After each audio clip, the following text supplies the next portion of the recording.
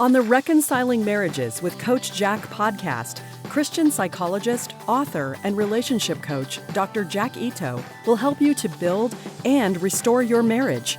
By learning just a few relationship skills, you can help your spouse enjoy your relationship more while getting more love and affection from your spouse. Listen to Coach Jack as he helps you with one more step toward a marriage both you and your spouse will love. Love and respect are intimately connected, but respect comes first. Respect and love are not things we think about much in our marriage until they aren't there anymore.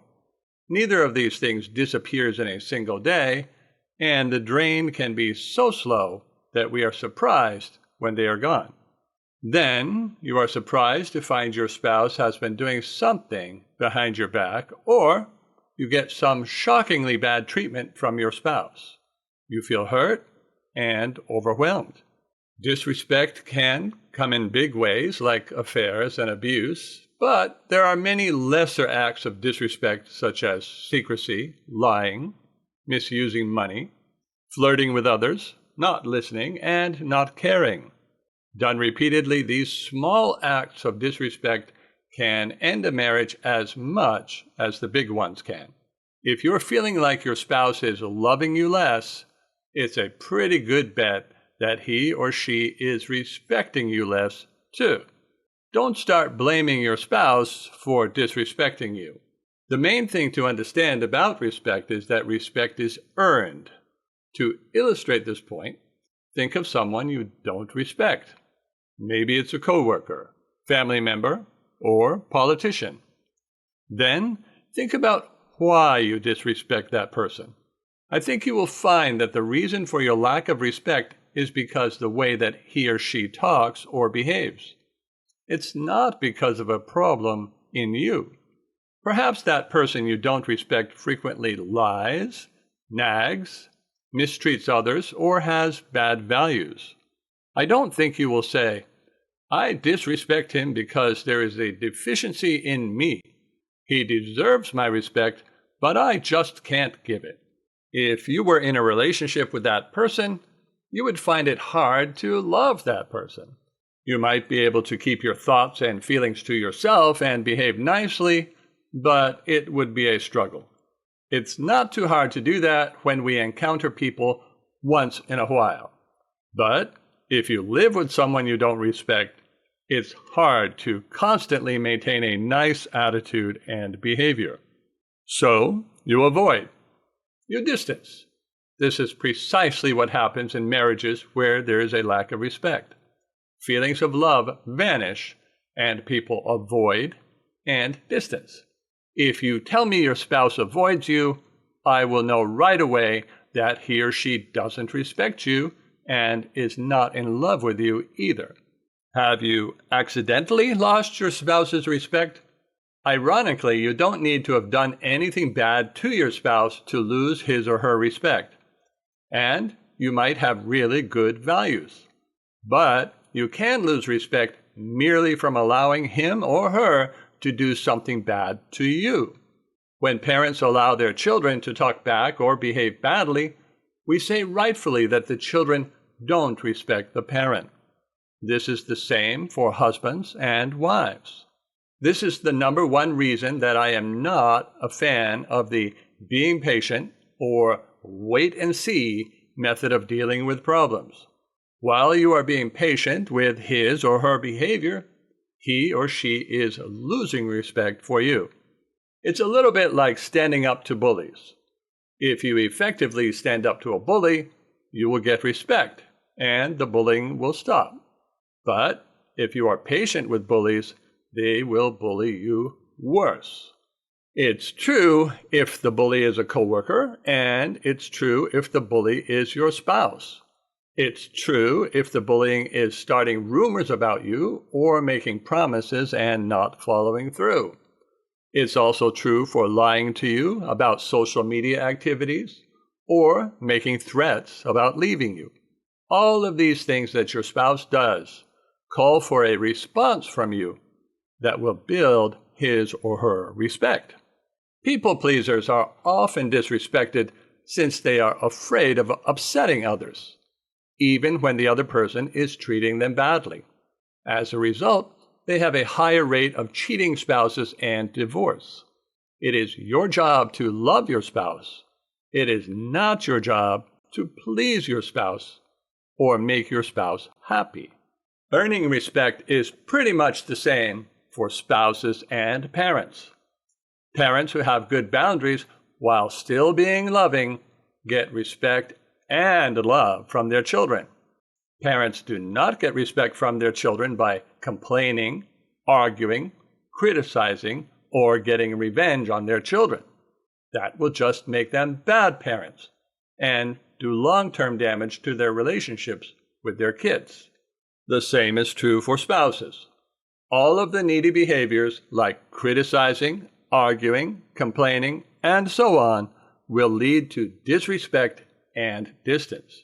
If you are still complaining and arguing with your spouse, you need to ask yourself if it is helping or hurting your relationship.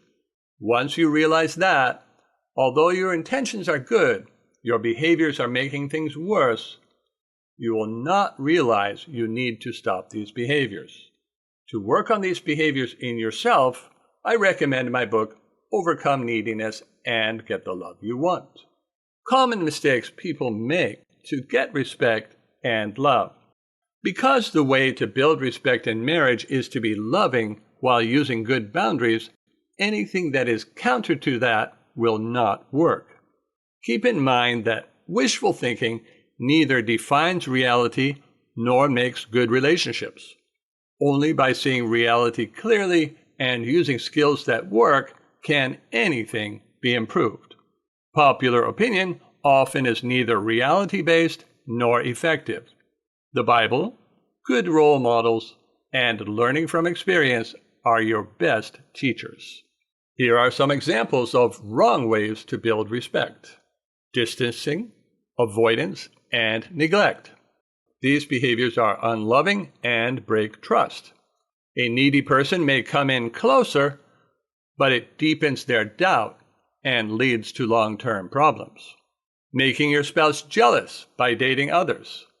Like distancing, this also breaks trust and at best will result in temporary improvement at the cost of long-term success.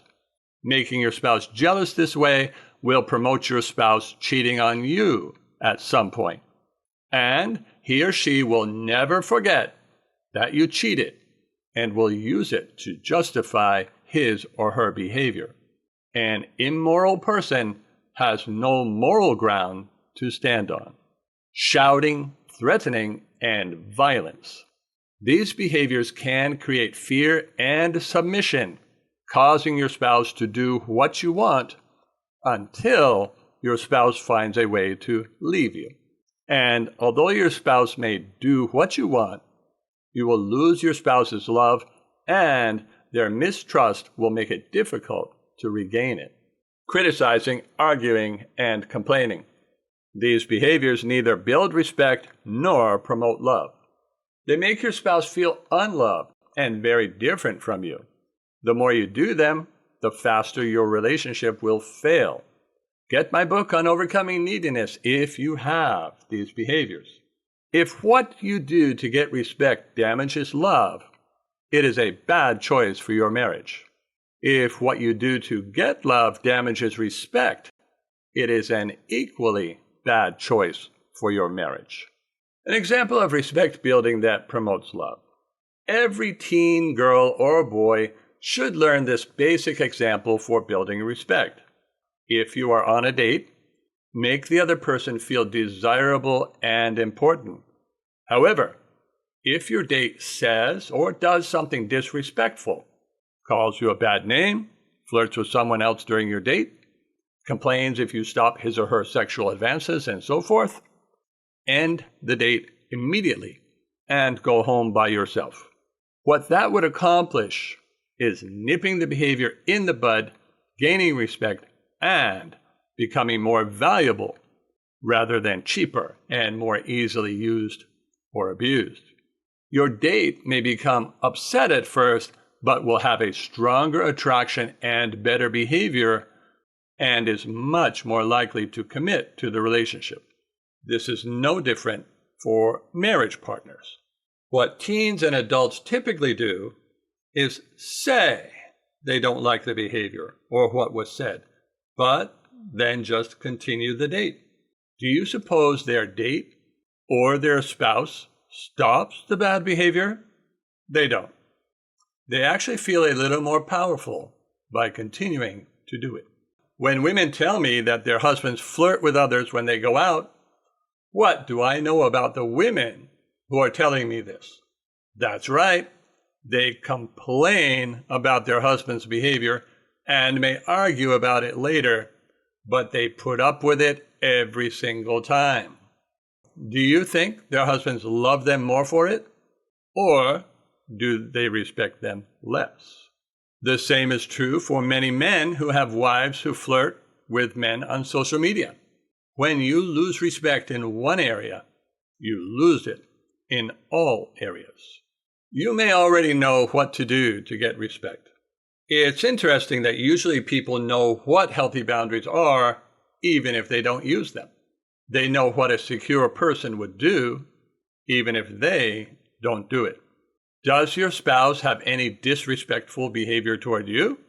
If so, ask yourself, what would a secure man or woman do if their spouse was doing what mine is?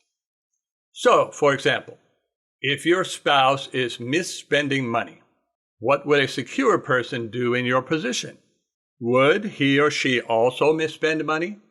Would he or she repeatedly complain, nag? Would he or she get a separate bank account? It's pretty easy to answer each of those questions, isn't it? Let's try it again with another problem. What would a secure man or woman do if they discovered their spouse was cheating on them? Would they let it go on? Would they fight about it regularly without taking any actions? Would they demand that the cheating stop and end the marriage if it didn't? Again, it's pretty easy to answer those questions about what a secure person would do, isn't it? Don't forget the love.